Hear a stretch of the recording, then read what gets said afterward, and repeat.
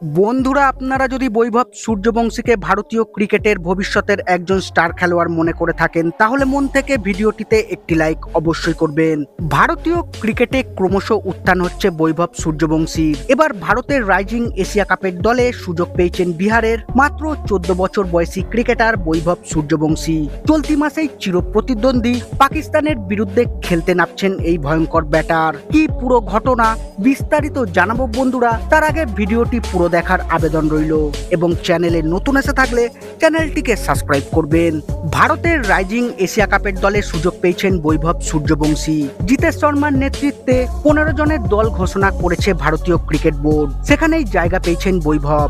কিছুদিন আগেই বিহারের রঞ্জি ট্রফির দলে জায়গা পেয়েছিলেন তিনি। এবার আরো একটি দলে বিহারের 14 বছরের বৈভব।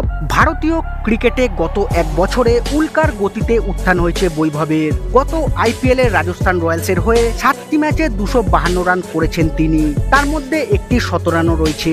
ভারতের অনূর্ধ্ব 19 এ দলের হয়েও ভালো খেলেছিলেন বৈভব। ইংল্যান্ডের বিরুদ্ধে মাত্র 52 বলে 17 রান হাঁকিয়েছেন বৈভব যুব একদিনের ম্যাচে, যেটি দ্রুততম শতরান।